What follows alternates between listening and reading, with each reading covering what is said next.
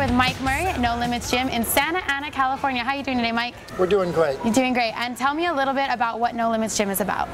No Limits, we like to consider this the premier mixed martial arts and fitness facility in the country.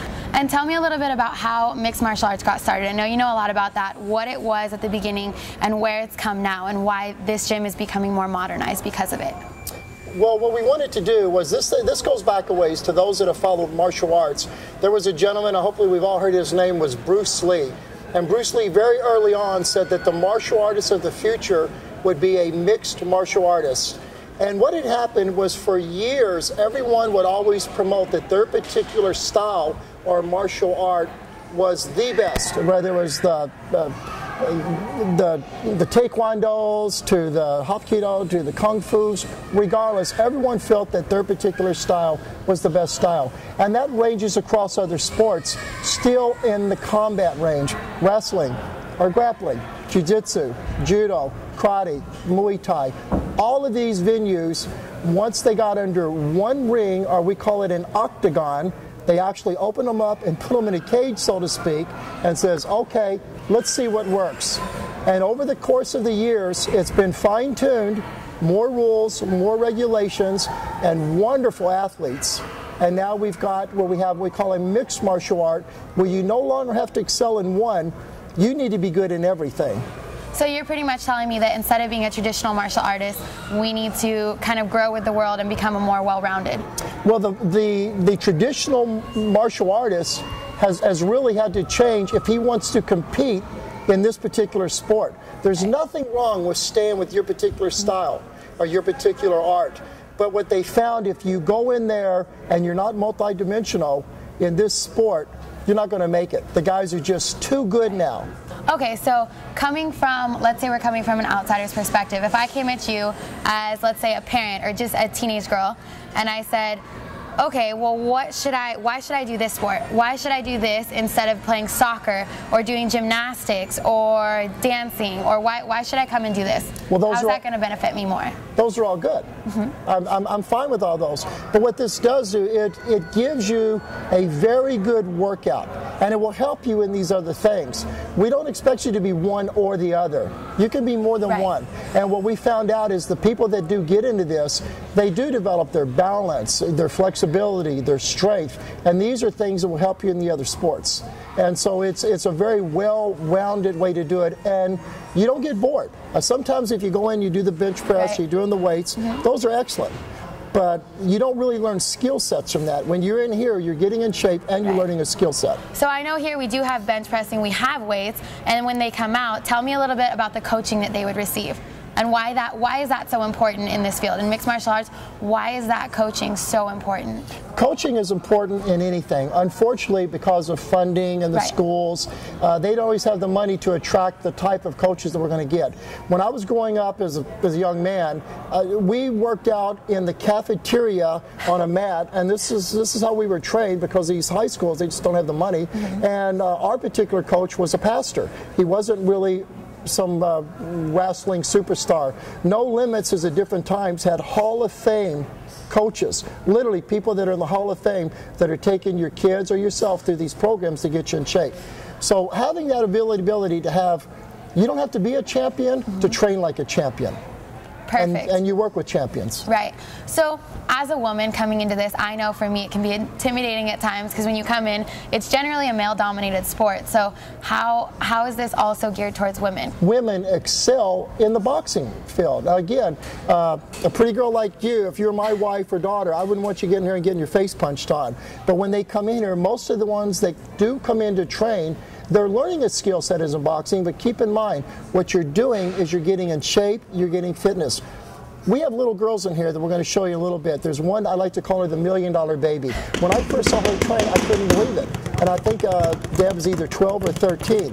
But there was no intimidation, super excelling, and you do well. And in this environment, it's a large environment, and people are really about getting in shape here. So I think you'd feel fine.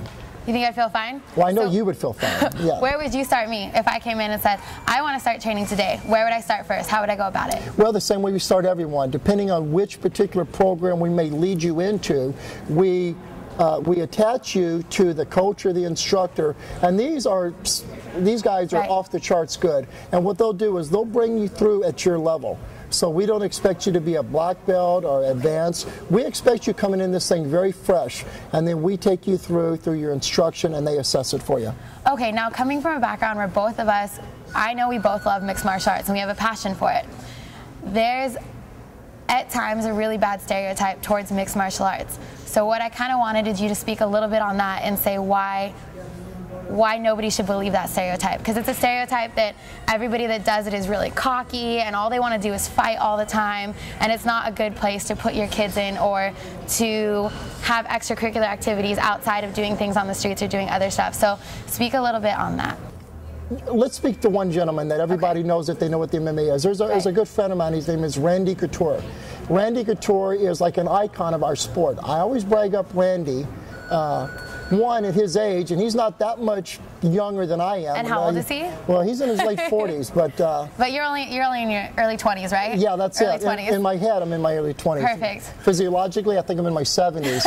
Randy was an academic All-American, and as tough as they come, what I'm saying is that when you get into the sport, it is not a thuggy sport. It's a very athletically driven sport. People that understand martial arts across the board, it isn't about being a tough guy. Most senseis, instructors, or coaches, if they find that out about you, you could be dropped from their program. Because once you're confident, you don't have this inferior complex that you have something to prove. The training is phenomenal, the way that they do this. Right. The early stages, when it was called Ultimate Fighting, that's when it got a little crazier name because it just looked tough. I mean, the kicking, and it looked very violent. That has long since been cleaned up or reorganized as far as how they score it. So, and people are beginning to understand. Most of these people that fight, they're friends. It is a sport, and we want to be real clear about that. It is a sport. So as a sport, there's a certain lifestyle that comes along with this. There's a lifestyle that you live, there's a discipline that you go with, there's an honor and respect that comes with it. So how is a man or a woman even that does mixed martial arts that grows up in this field, say from the time they're 5 until the time they're 21 years old like myself, how are they different from your average person that's outside? What more do they get instilled in them? Well, one that they get instilled with them is self-confidence. And that, whatever value you want to put on that, you know, is up to you, but I put a high value on it. They also learn discipline. They're very disciplined people. You have to be disciplined to learn. Remember, when you come in here, you don't just go in there and lay down and do you know, flies or preacher curls or typical exercise. You're in here to learn, again, a skill set. And in that skill set, there's a lot of discipline that goes with it.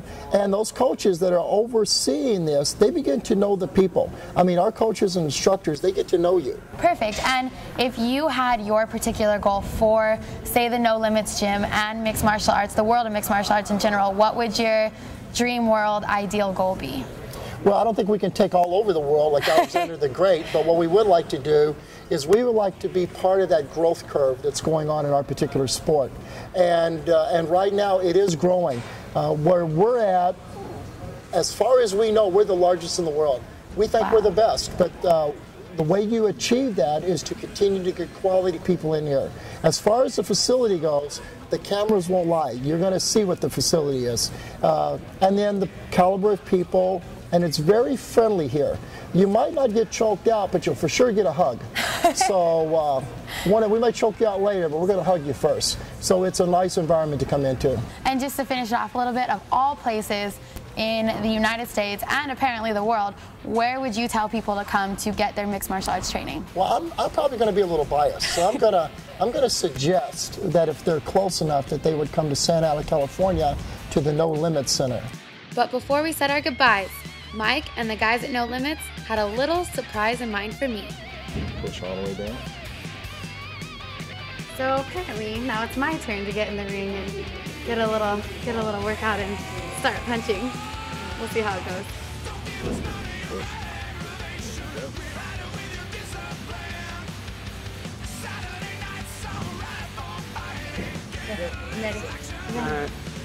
After a much-needed lesson with boxing coach Bruce, I was ready for my in-ring debut. Very good.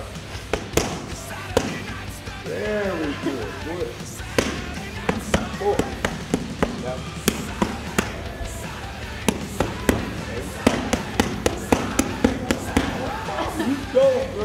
Even with coaching, that is not as easy as it looks.